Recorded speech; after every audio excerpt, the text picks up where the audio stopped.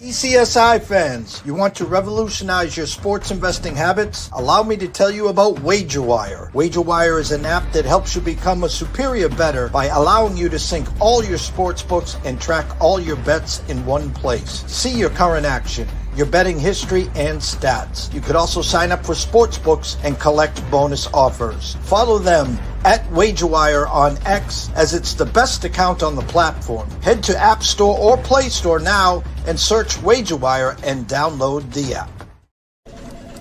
Jared, hey, we're gonna need you to tone it down with the Summer Friday thing, okay?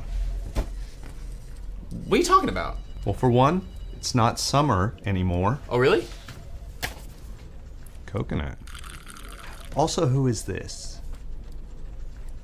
I'm the caddy. Oh, he's my intern. Sorry, intern. I'm his intern. Yeah, he's doing a great job. No golfing in the office, okay? Summer Fridays are over. You can keep the Hawaiian shirt, but the rest of this stuff, all right? Are you grilling?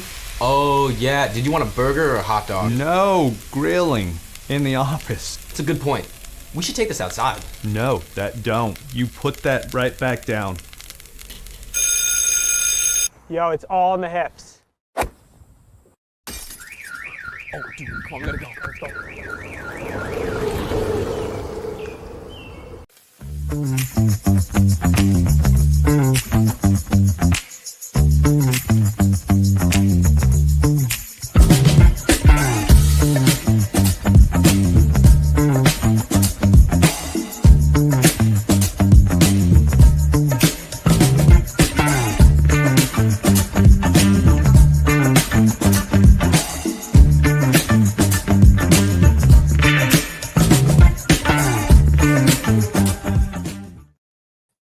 Excuse me, Mr. DJ. Hey, check this out. We got a great show coming your way. From the ECSI Sports Studios, the #1 sports information program in America, the Breakfast Bankroll, with your host, the sports broker, Jeff Dawson.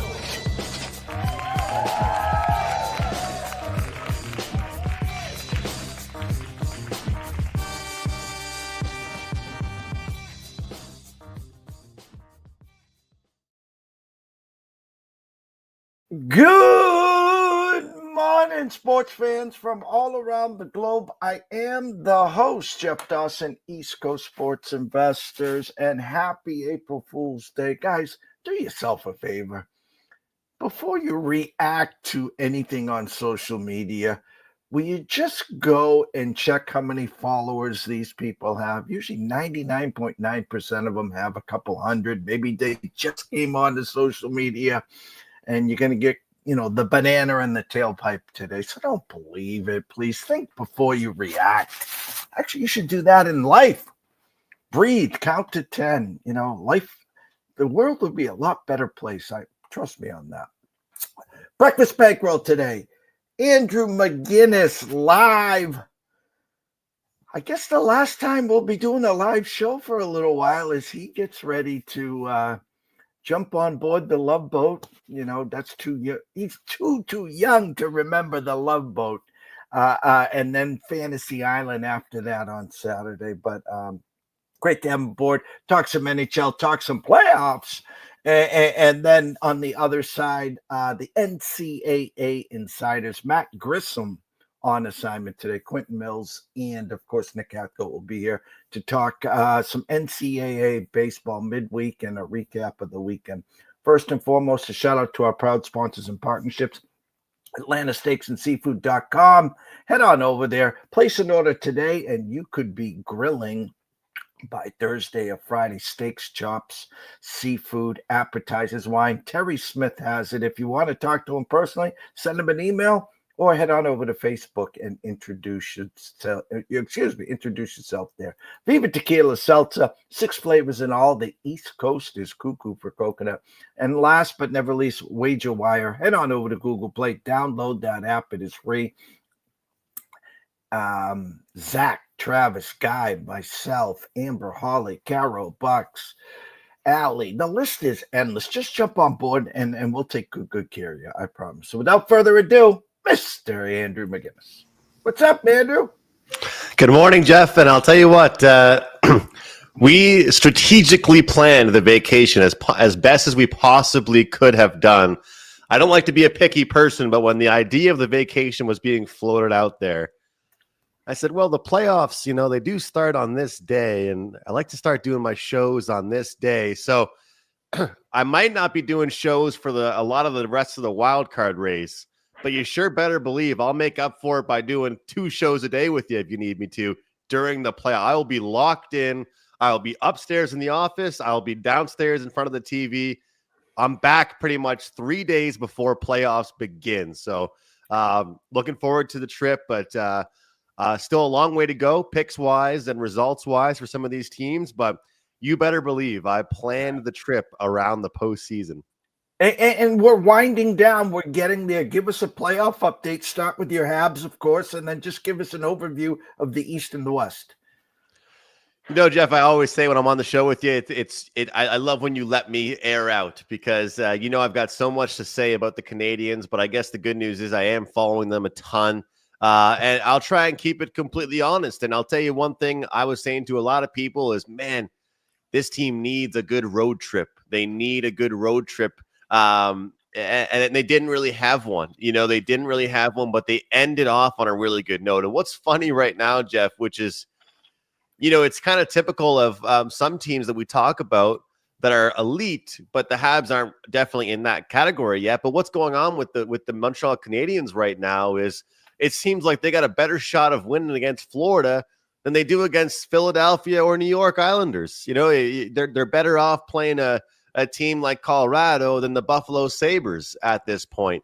They're almost picking and choosing when to get up for their competition, which you and I both know can be a very dangerous game for teams to be like that. But, right now, of course, they are sitting in the wild card position, which is always nice. And they are back to being the ones being hunted and not being the hunters themselves. But they went on that road trip and they ended up, I believe, going 5 straight games without a W. They did get some points on that road trip, but 5 straight games without a W hurt them a bit. But they ended that road trip off with a win against the Florida Panthers. Then, of course, tonight they will play the Florida Panthers at home. The good news about this Habs team, I believe it's what they have 1, 2, 3, 4, 5, 6, 7, 8, 9 games remaining in the NHL regular season. And they've got 1, 2, 3, 4, 5, 6 of those 9 being played at the Bell Center, Jeff, which is a huge advantage.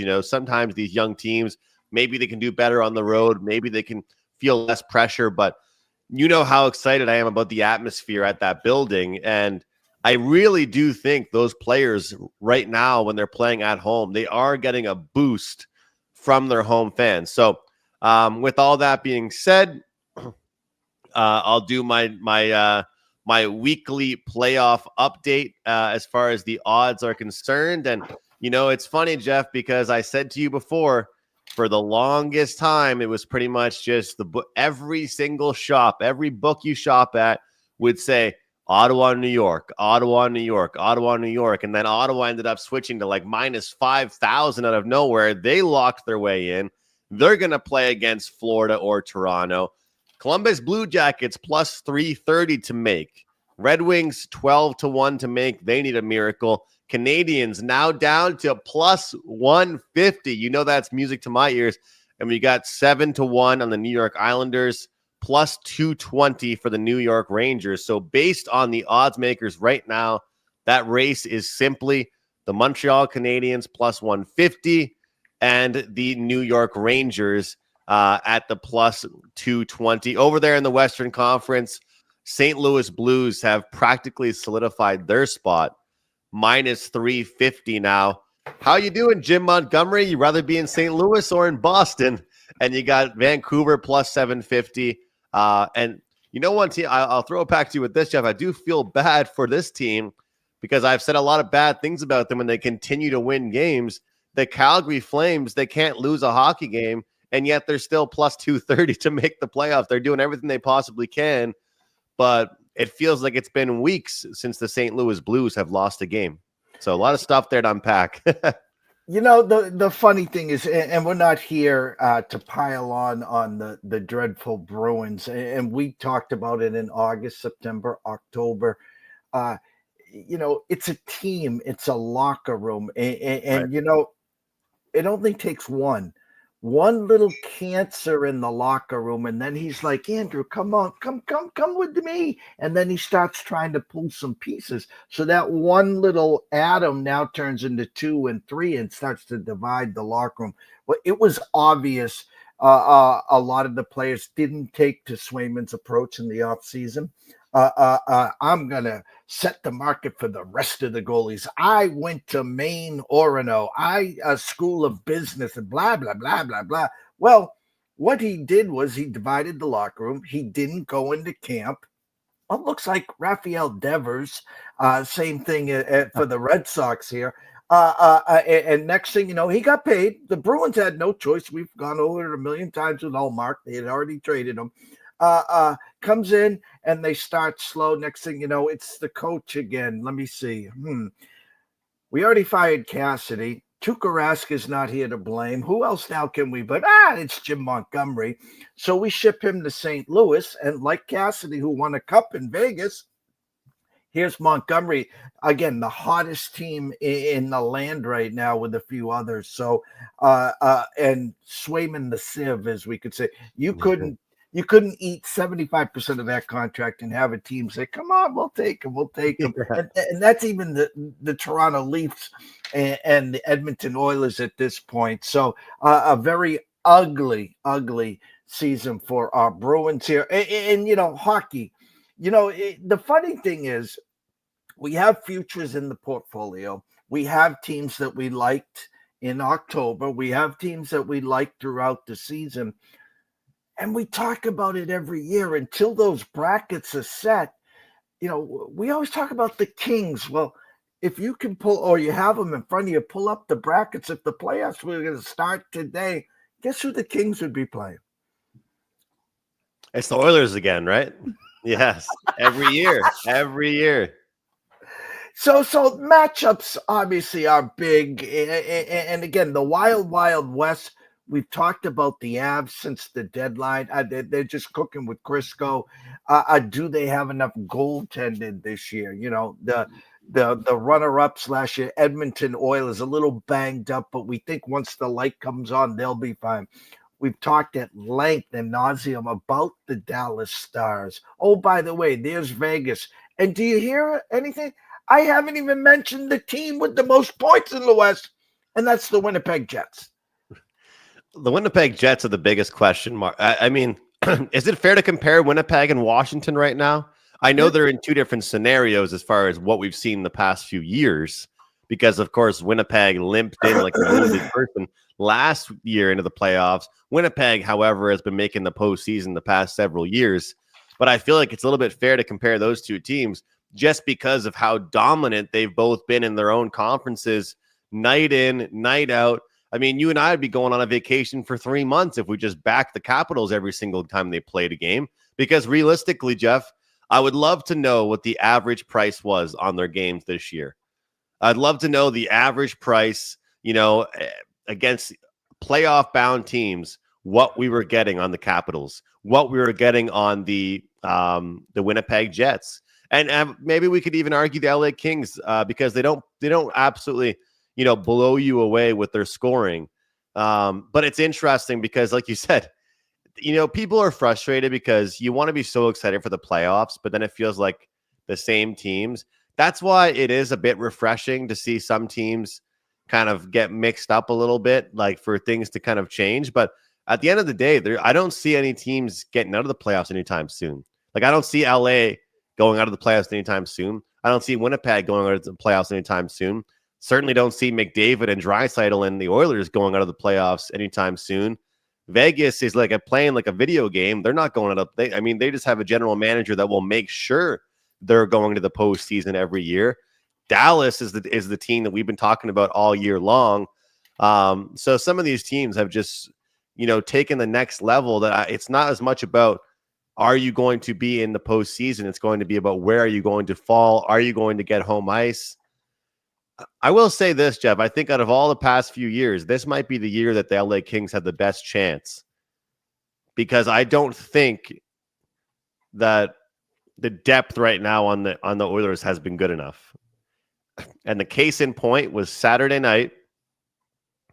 And I've been trying to avoid doing this, but I gave out the team total plus 100. That's that nice number that we like. They go down 2-1, and I was like, I'm getting plus 110 on the team on the money line. I got to take this again. Draisaitl scores back-to-back goals to lead them into overtime, and they win the game. And it goes to show, where was anybody else? Imagine if he couldn't have suited up for that game, how would the game have gone? Because he couldn't play that day. So I do worry a little bit that it might be the Leon and Connor show again.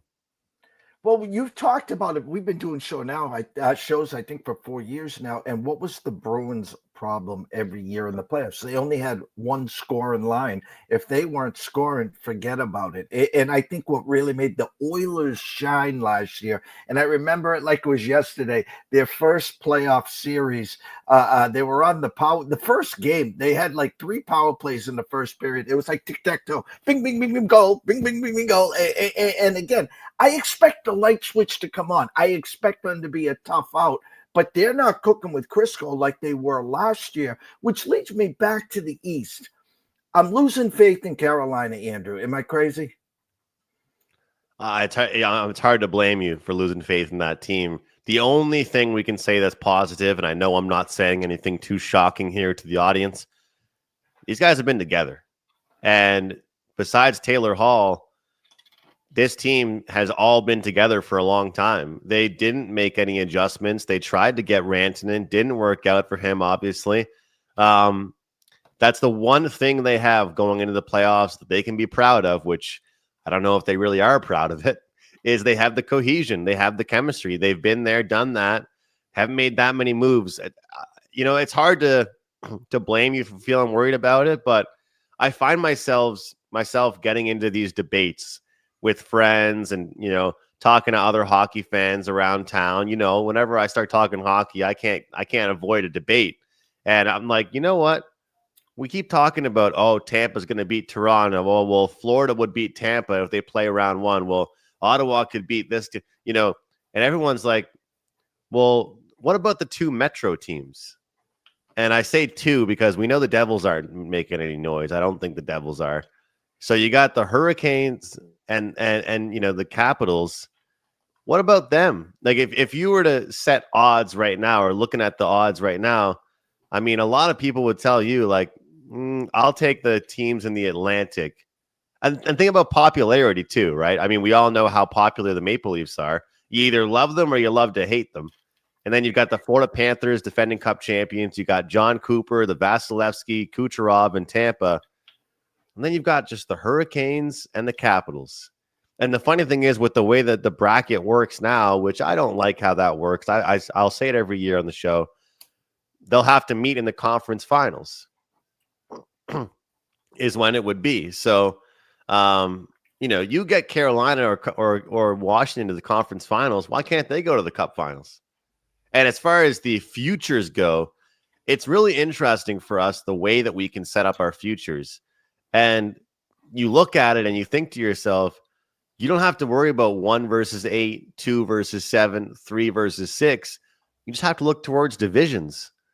So, and to a certain degree, some people are thinking to themselves, why would I have to worry about this team getting past Washington, for example, like a team like, Tampa or whoever it might be, when no matter what happens, they're not going to have to play them until the conference final anyway. So imagine somebody that had a good future in on the Capitals to start the year. They could have taken a swing at Tampa to win the Cup. They could have taken a swing at Toronto to win the Cup. They could have taken a look at Florida, maybe looking at some of these series, rolling them over. So it is interesting. But I do think that we are forgetting about the Metropolitan Division, because one of those teams is going to the conference finals. Unless the blue, red, and white somehow get there.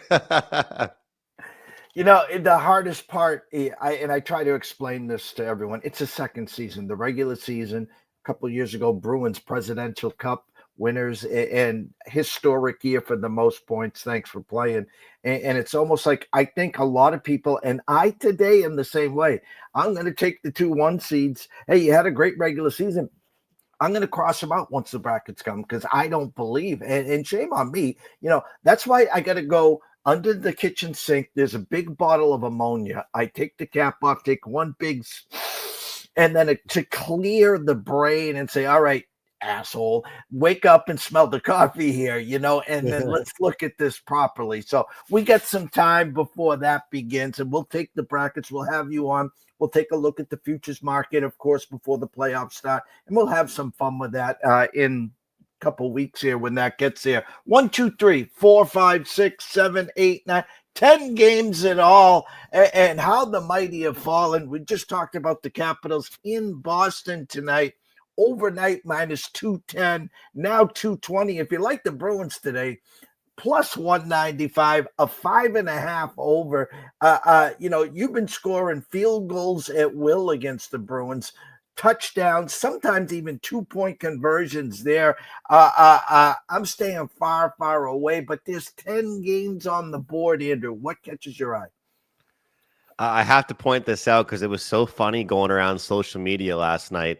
Ovechkin at a bar, viral video going around. He listens to they always play this rap song that's like relatively inappropriate that you think that a guy like that age wouldn't be always listening to. Maybe it's like a funny joke in the locker room. And they just signed Ryan Leonard from BC. So I saw the funny calendar. It was like lose to Denver in NCAA tournament, go back to class, sign your entry-level contract, get your bonus. Oh, yeah. And Monday night, Alexander Ovechkin takes you and your buddies out for drinks. So they're at this bar called The Circle. Have you ever heard of that?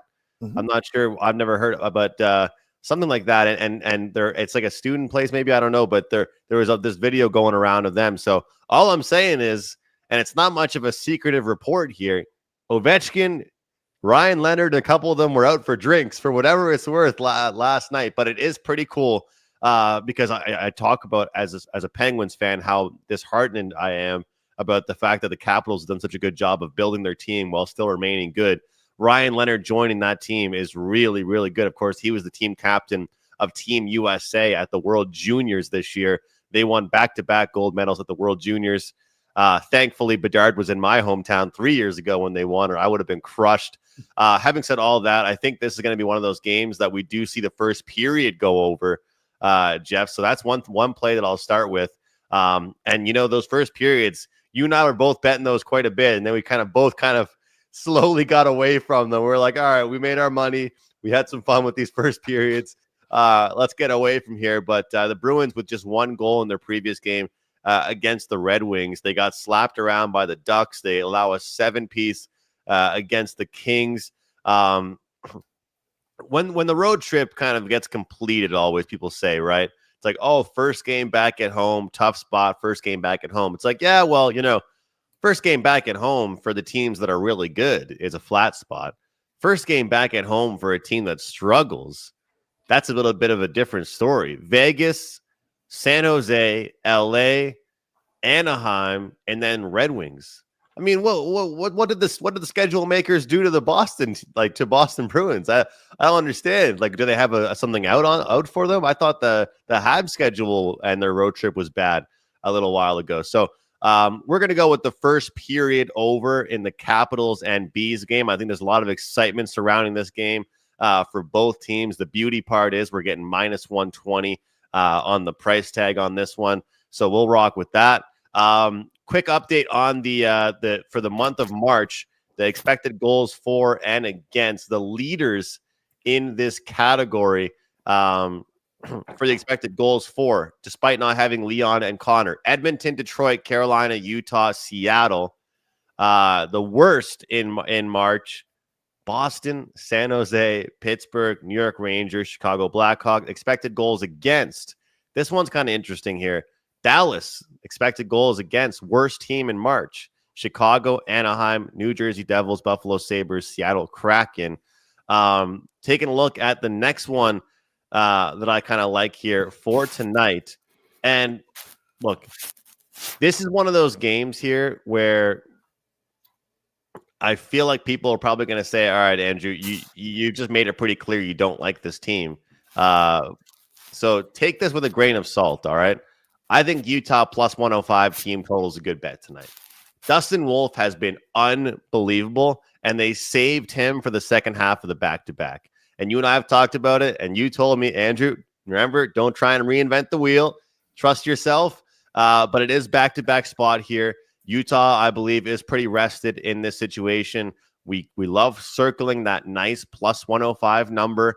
And as I mentioned, with that monthly report, as far as the expected goals for Utah being the number 4 ranked team, they're a team that typically, not always, typically when they win, they put up at least 4 goals. I was looking at Odds Logic and the Wager Talk odds page. And Jeff, I know you're a market watcher 24/7. The only game I really saw taking money, well, we saw some with that Washington game as well, but the Columbus Blue Jackets taking some money right now here. And it's hard to blame anybody because you take a look at this Nashville Predators team, and it's one of those ones, if you want to talk about not trying to reinvent the wheel, I mean, what the hell? What are we going to expect from this team? Because right now, sure, they're not giving up a lot of goals, but they can't score. They're not healthy. They scored once against Philly, once against the Vegas Golden Knights, twice against the St. Louis Blues. You know, this team just cannot score. So when you look at the number, you look at how things are moving. As much as I'm a Canadiens fan, I don't want the Jackets to win these games here. I got to continue to look to bet against this team. It's a second half of a back-to-back now. And what do we get but the exact same price on the team total over 3.5 for CBJ at plus 105. So I do like that one. I think Nashville might show up more offensively, but whenever they show up more offensively, they typically give up more goals. I'll throw one more out there and then any other ones you want to discuss, but this is the nightcap. This one doesn't start until close to midnight where I am. This is going to be at LA Kings money line bet on spot here at home. I like the Kings here off that loss against the Toronto Maple Leafs. You've got a Winnipeg team that, you know, I have felt confident in. I have backed consistently, but they haven't had that many hiccups. You know, they beat the Oilers. Yeah, sure, the flat spot against the Jets, against the Sabres. When they beat the Capitals, they beat the Canucks. They shut out the New Jersey Devils. This is going to be a team in the LA Kings that are very hard to beat at home. They're coming off a 1-goal performance against the Maple Leafs. We're getting minus 120. I feel like the line does show respect towards Winnipeg, and I understand that. But at the same time, Jeff, it hasn't really moved much. Curious to see where this line is around 4 or 5 o'clock today. But I do like the LA Kings to get the job done. Overnight, minus 120. Currently, their opening number at the Circa, minus 111 with a 5.5 under. First 1 to 3 gets there. It's kind of funny. Team total Winnipeg. If you like Winnipeg and you think they're going to get to 3, over 2.5 tonight, you can get minus 110. And they're kind of baiting you here with the Kings. And you know, we know the Kings scoring.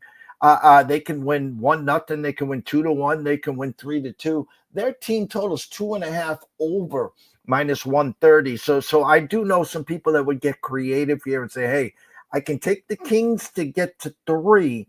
Don't care who wins the game. And I have to lay 30 cents. And I'd say, hey, guys, I like the thought process. But if you're going to lay the 30 cents there, I'd rather, like you said, go back and just take them right now, minus the 111 and win the game tonight. I think so. I think that's the way you got to go. And I get it with the team total, but I feel like this is a game that I'm comfortable just taking them to win. I had so much fun messaging you, and I'm sure you're probably like, man, this guy is stressed out. But last Friday with that Columbus game that I had, I couldn't believe it. Like, I was like, there's certain teams in the league where you just have to tell yourself, if I ever want to bet on them, I promise I'm going to only bet the team total. And I finished coaching. I can't believe it sucks. On Friday nights, a lot of times I'm coaching 8 till 10 practice time. Keeps me out of trouble, and it keeps the boys out of trouble that I'm coaching. 8 till 10 on a Friday night. I get out of the locker room. I'm in my car. The girlfriend's texting me, "Hey, where are you? Your practice ended like 40 minutes ago." I'm watching on my phone. I couldn't even drive. I started to drive. I pulled over. It's a Friday night. I said, I'm not going anywhere fun. I might as well watch the game. So I'm watching the last 10 minutes. I see down 4-1. Then it's 4-4, 5-4, 6-5, 6-6, 7-6 in the shootout. Moral of the story, certain teams you want to pick team totals with. Certain teams you can trust the money line. I say LA is one of those teams you can give a shot with on the money line. I know you have a show coming up in 8 minutes. Scroll us down below. Go follow Andrew at McInnis Picks at Wager Talk, WT.buzz/AM. Tell them what you got for show schedules and, of course, what you have at Wager Talk. Yeah, live in about 8 minutes. You and I both keeping busy with our shows throughout the day. $5 Tuesday at Wager Talk. I haven't decided if I'm going to choose a baseball or NHL for my $5 play quite yet, but we cashed a play in the top of the ninth, and it was the same game you had a smooth winner in, so I was happy we both got the job done. But 2-1 start to the baseball season. Tweeting out a lot of free plays, though. You can also find free plays over at my page at WT.buzz/AM, as I appreciate Jeff having the scroller going down below. But other than that, playoffs are almost here, and I can't wait to do a ton of shows. It's unfortunate I'm leaving for a little bit, but I might try and squeak in 1 or 2 shows depending on that internet on the boat that I'll be on. But guys, make sure you retweet this video, hit the like button on YouTube. Andrew, as always, we can't thank you enough. Go enjoy yourself. Enjoy the family time. Tell Lindsay and Henry we said hello, and we'll catch up soon. Thank you, Jeff. Andrew McInnis, go follow him at McInnis Picks, of course, at Wager Talk. Go to a couple quick commercial breaks, and we'll be back with the NCAA Insiders. It looks like Nick is in the house. We'll see if Quentin Mills can make it too. So we'll be right back. Stay tuned.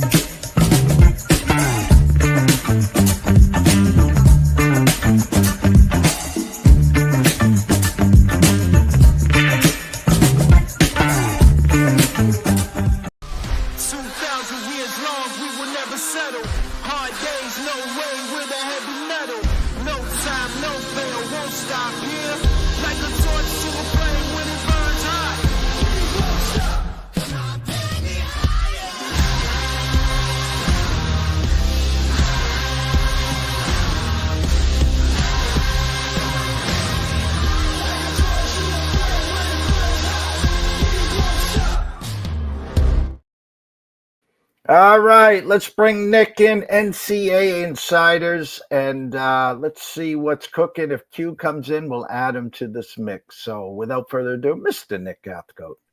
What's up, Nick? Hey, Jeffrey, how's it going? I'm doing well. How about yourself? I'm doing well. Just talked to Q. He said he's hopping in right now. So we should be seeing him in a minute. All right, that gives us time to catch up. What you saw last weekend, and of course, your mighty Vols. Here comes Q now.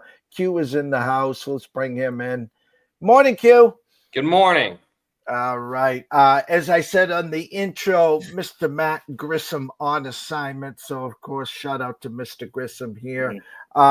Nick, what'd you see over the weekend?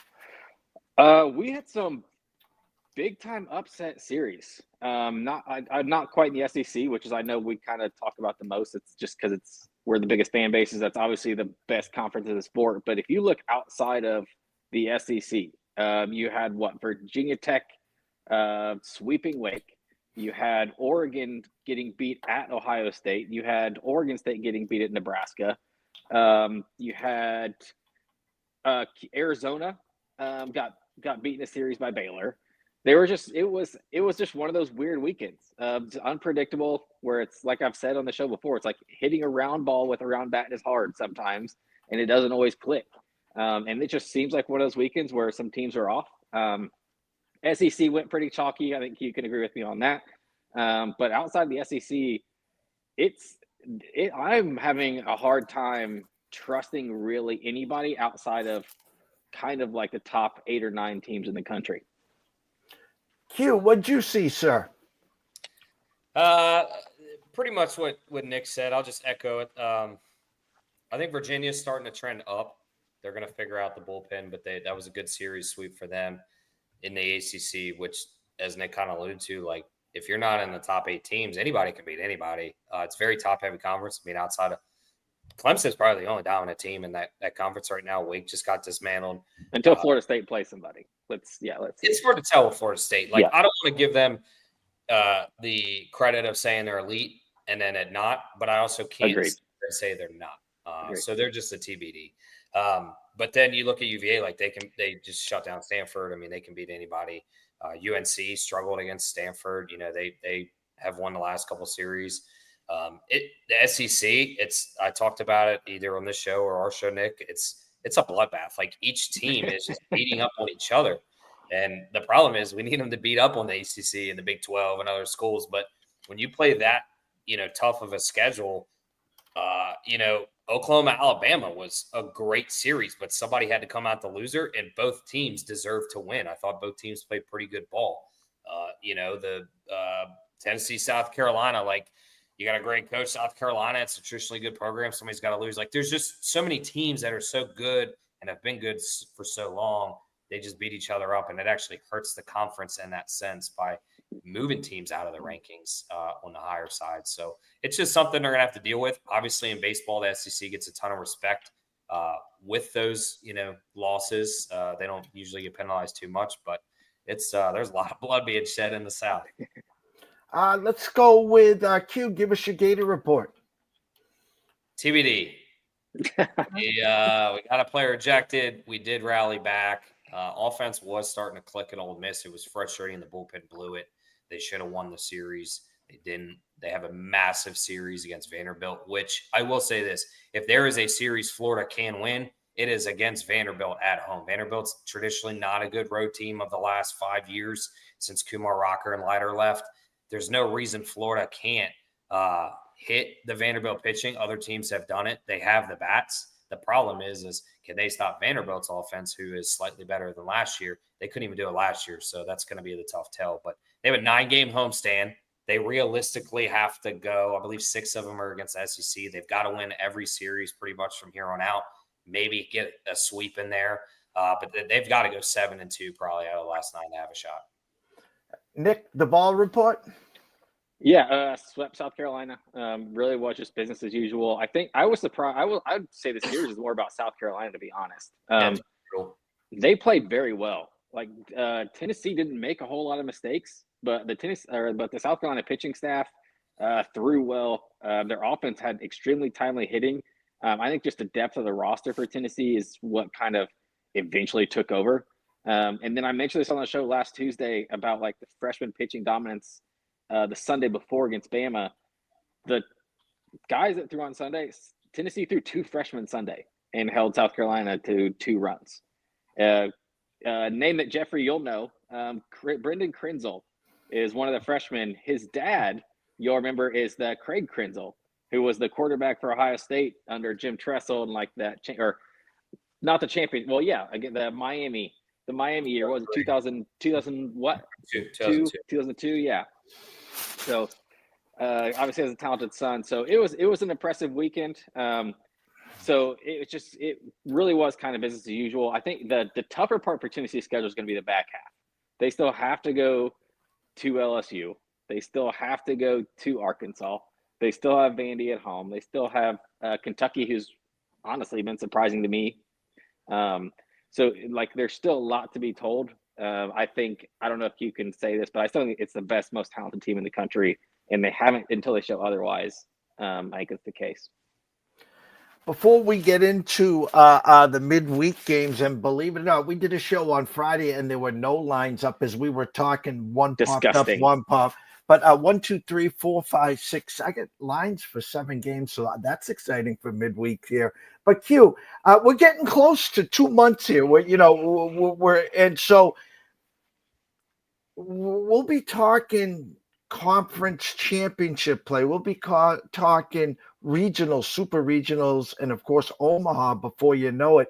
We build the portfolio. We were going back in January and February, adding some pieces. And then, as the season progresses, give me a team or two that you might think the odds are there, maybe to add to the portfolio at this point. And give me a team or two that preseason we're very, very high on. And then you're just like, that's an auto fade. And I know the one team that you guys have been talking about week after week is Duke, but other than that, and of course my UConn Huskies, but that's for another show. I'm going to stick. It's kind of a chalk play. You could get them at a good number earlier in the season. They've had a dip off, but I think Virginia is starting to figure things out. I think Virginia is the team. We said either A&M or Virginia would kind of bounce back, and we're seeing that it's the Cavs. I think they have an easier path in the sense that the ACC is a little weaker than what A&M is going to have to face from this point to the end of the season.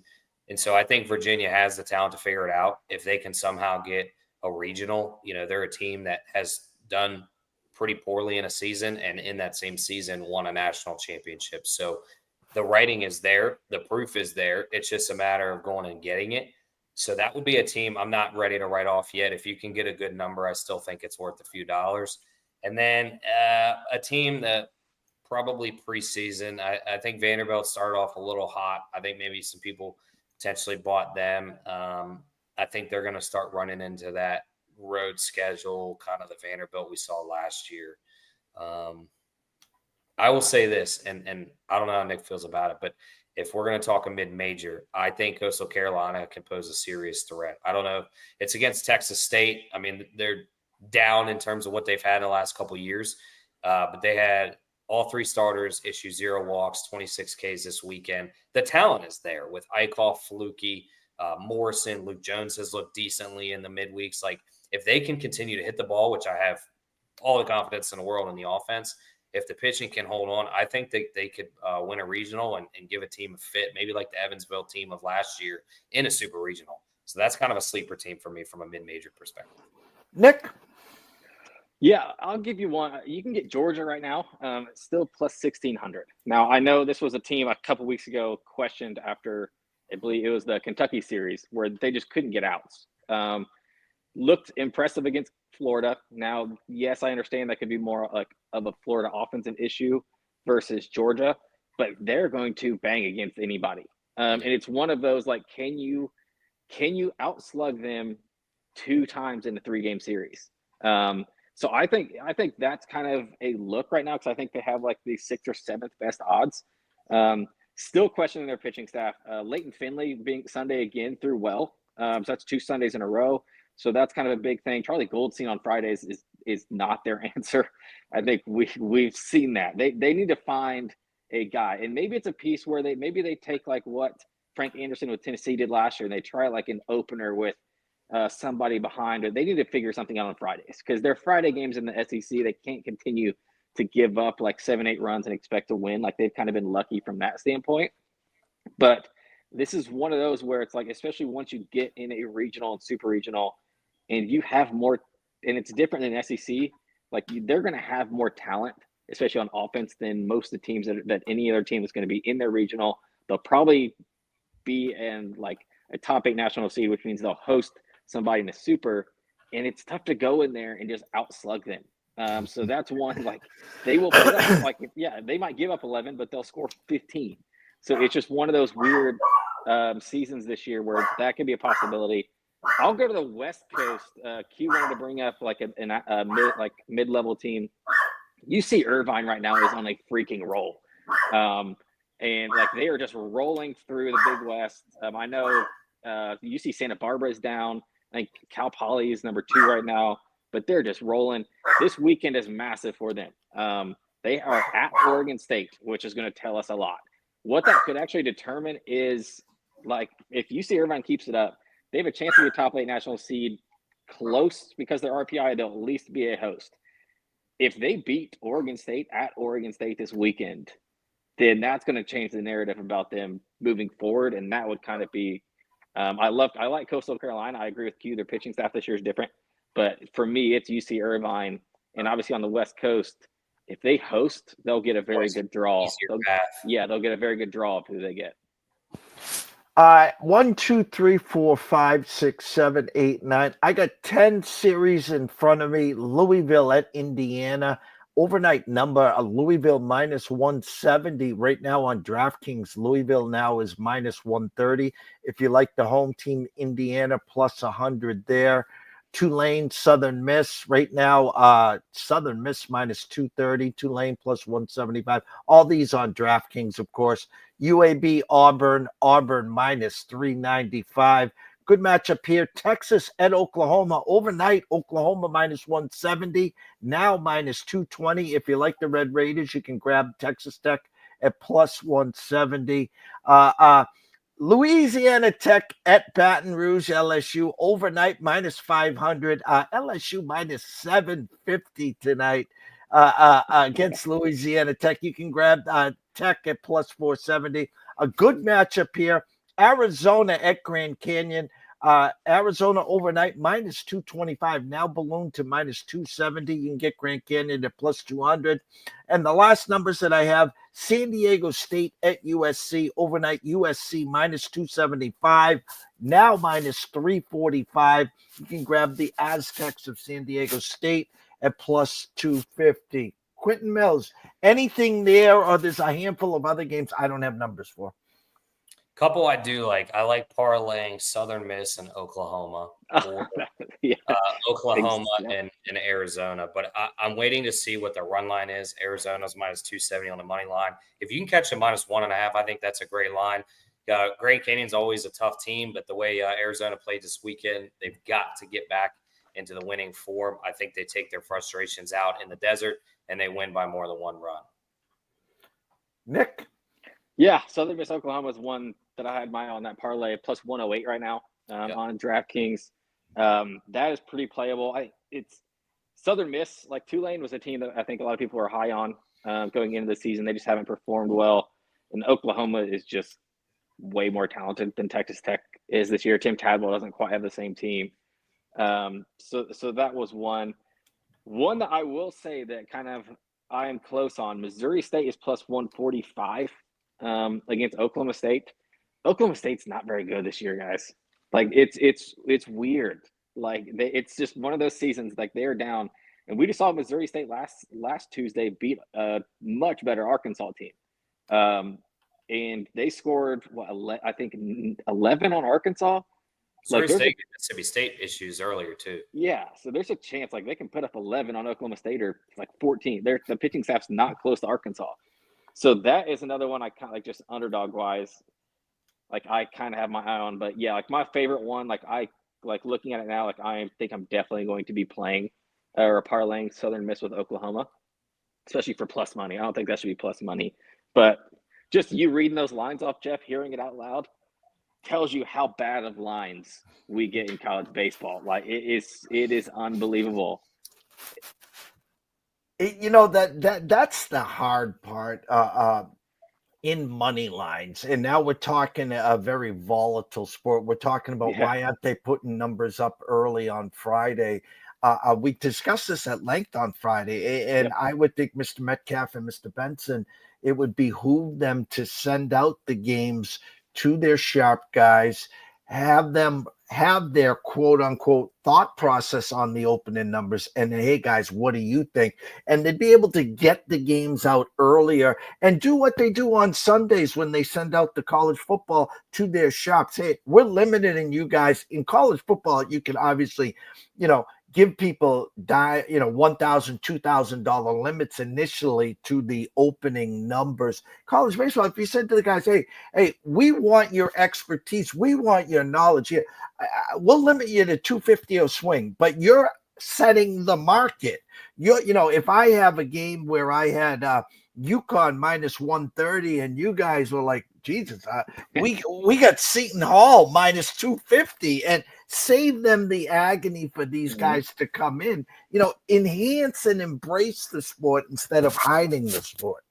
Yeah, that's what I said to you. I said to you and Matt on Friday too. I was like, hey, yeah, DraftKings, DM me. Like, that is perfectly fine. If I say you're like, let me bet it early, that'd be perfectly fine. But then I'll tell you if you're way off on some. I think we all the biggest discrepancy, and it was the first time I've seen it this year, and probably the first time in like the last 2 or 3 years. And Q can back me up on this because it was a weird one. Friday, BetMGM dropped lines way earlier than everybody else.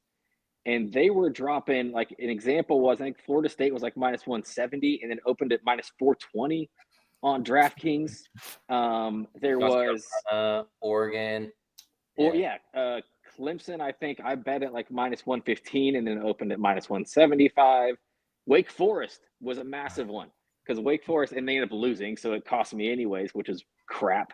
But I bet them at minus 135, and then DraftKings opened them at minus 280. And it's like the discrepancy is just crazy. And especially from like book to book, it used to be like DraftKings would always open first, and then like other books would just kind of follow and copy lines.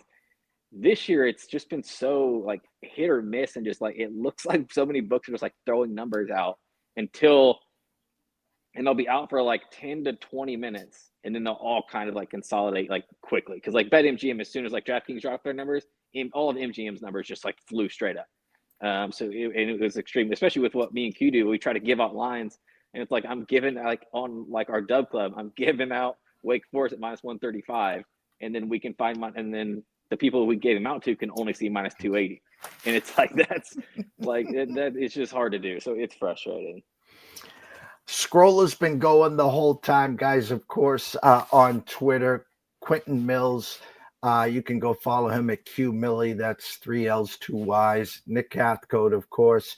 You can go follow him at Hathcote 413. But as we always wrap up this segment of the show, before we catch up with you guys again on Friday at 11:05, Quentin Mills, tell them where they can find all your work. Just like Jeff said, at Q Millie on Twitter, 3 L's, 2 Y's. And then I'll do Matt's spot here, collegebaseballinsiders.com. That's where you can find all of our information, our bet tracking stuff, our Dub Club Clubhouse link. You can find our matchup projector that's interactive with every pitcher on the roster, and it's updated every day. So collegebaseballinsiders.com. Nick? Yeah, and Hathcote 413, as you said. It's where I do most of my baseball stuff. Also, I think we mentioned this on Friday. I'm trying to make our kind of NCAA Insiders Twitter feed a lot more interactive lately. Trying to talk about like sport, like just about the sport in general during weekends as games are going on. So hopefully people can follow us on there if they're not in front of a TV and just just have many other things to watch and just want to keep up with college baseball. I think it's a good spot with how I'm trying to do it and like kind of what I'm trying to turn it into. And then like obviously our Discord, as I mentioned every week, even though we're not in there as often as I would like, just because Q's mentioned before, we have other jobs and other things to do. So it's hard to do like with the Twitter and the game, like in the betting and like all the handicapping and stuff. Plus that, but we just had like a guy put in all of the starting or as many starting pitches as he could for today's games. So even though it wasn't any of us. So it's just a great community where like anybody who wants to follow the sport can look at and they can handicap themselves with that type of stuff and get advice. So it's just great. It's a great spot to kind of join a community who loves college baseball. And the beauty of college baseball for everyone watching and listening, if you're not following, it's aluminum bats. We don't need torpedo bats to make runs. That's okay. Pins and metal bats. Yeah. Jeffrey, I will tell you, I think either that gets banned, and then did you see Ellie De La Cruz was like, "Hey, I'm just going to try it for a game," and then he hit 2 bombs, 7 RBIs, and scored 4 runs. It's like last night. So those either get banned, or this is going to turn into MLB slugfest for a season because every team will be using those bats in the next month. You know, back when you guys were real young, they had that steroid era. I was managing a sports bar at the time. I was on the kitchen side. So whenever Sosa got up, whenever Bonds got up, whenever McGuire got up, if I was cooking, I told the guys, hey, wait a minute. And I would run across to the sports bar to watch their at bat. I mean, the world stopped back then. Now, the torpedo bats, come on, guys. I mean, listen, if you want to dead ball, live ball, that's one thing. But these torpedo bats, enough's enough here. If you're familiar with wooden bats, like you don't understand how much of a difference it makes to be able to move like the hardest part of the bat to the label. Like a lot of people don't understand. If you don't watch the sport enough, you don't know like if you watch a hitter, like the label will be on the backside of when they're hitting. There's like different parts of a bat because of like the grain. And if you can move like the hardest part of the wood to the label, that changes things entirely. And I'm going to quote so this guy needs, because I was laughing at this and this got sent in like 4 different of the group texts I'm in. So at Troptoberfest, he said, torpedo bats, back in my day, players did anabolic steroids like men. That's it. Q, closing thoughts on that? Anything on the torpedo bat? Listen, I'll give the Yankees credit. At least it's something they figured out before any other team. I think you'll see a rule adjustment. It was actually Marlins coach that came up with it. Yeah, and which is a weird thing. Yeah, I find it crazy that they use Anthony Volpe to do that study or whatever they want to call it. And Aaron Judge is hitting 60 home runs with a regular barrel bat, and Volpe has to have this fully customized, new generational shape because he can't barrel the ball up. So that's my closing thoughts. Take it for what it is.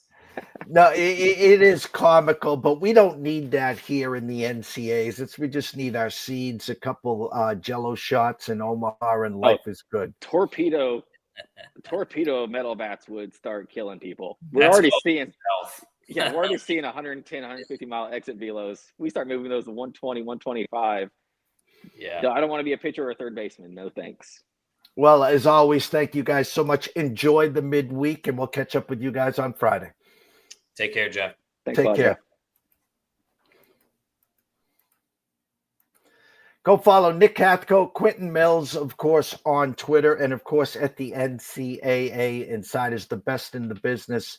Enjoy our Tuesday midweeks and, of course, our Friday night lights at 11:05 on Friday. Everyone, stay tuned. We'll go a quick commercial break, and we'll wrap it up. Stay tuned. ECSI fans, you want to revolutionize your sports investing habits? Allow me to tell you about WagerWire. WagerWire is an app that helps you become a superior bettor by allowing you to sync all your sports books and track all your bets in one place. See your current action, your betting history, and stats. You could also sign up for sports books and collect bonus offers. Follow them at WagerWire on X, as it's the best account on the platform. Head to App Store or Play Store now and search WagerWire and download the app. Welcome to Good Food. At Atlanta Steaks and Seafood, you'll find the highest quality meats from a variety of delicious cuts. Tomahawks, salmon fillets, ribeyes, and plenty more to choose from. With an easy-to-use, mobile-friendly website, selecting your pick of meat is made quick and easy. And don't forget, worrying about your dinner is a thing of the past. Check out some of the amazing subscription packages that Atlanta Steaks and Seafood has to offer. Fresh steak and seafood straight to your door. Order online at atlantasteaksandseafood.com. Great Tuesday as always there. Andrew McInnis at McInnis Picks at Wager Talk starts us off talking some NHL, some playoffs, and of course to break down tonight's games. And we finish it off with the NCAA Insiders. Quentin Mills, Nick Hathcote, the best in the business. Mr. Matt Grissom, of course, on assignment there. Tomorrow, 11 a.m., Brady Cannon will be back, PGA. Valero Open the week before the Masters, and we're getting so close, guys. Smile ear to ear. The following week, of course, Masters week, the greatest weekend, or one of the greatest weekends of the year. Had some great weekends and Sundays, Saturday and Sundays with my dad, cooking out, grilling each other, whether it was Jack Nicklaus, Greg Norman, and of course the one and only, the great Mr. Tiger Woods. Some memorable Sundays on the couch growing up there. there. And then Thursday morning, we're back with Adam Trigger, of course, talking some NCAA Final Four, some MLB with him. Tyler Wyatt will be back at Odds Culture at Tyler Wyatt Bets to talk some NCAA. And at 3 o'clock, Lou Finicaro back with Friday Fight Night Fortunes, of course. We're back in the Las Vegas Apex. There we'll talk some fights with him, and we'll close the week off back with the NCAA Insiders, getting ready for the weekend. Sean Alvarez, Mr. Smooth Turn 2, big weekend in horse racing, will be with us on Friday as well. And we'll sprinkle in a closing bell on Wednesday and Friday with Riley Magnuson. ECSI VIPs, we closed the month off on fire, 5-0. 2 sweat-free plays yesterday. Over 5.5 Red Sox and Orioles first 5. That cashes in the top of the second. Then we had the Cubs first 5 minus the hook last night as they traveled to Oakland. They scored 4 in the first, and they win the first 5, 10-3. They scored 18 during that game, so we won the last 5. How can you get involved? 2 ways. EastCoastSportsInvestors.com. Top right corner, plans and pricing. Scroll all the way down. $3 a day. The ECSI VIP introduction. Welcome to the family gym membership. All our plays sent to your cell phone via text and emailed.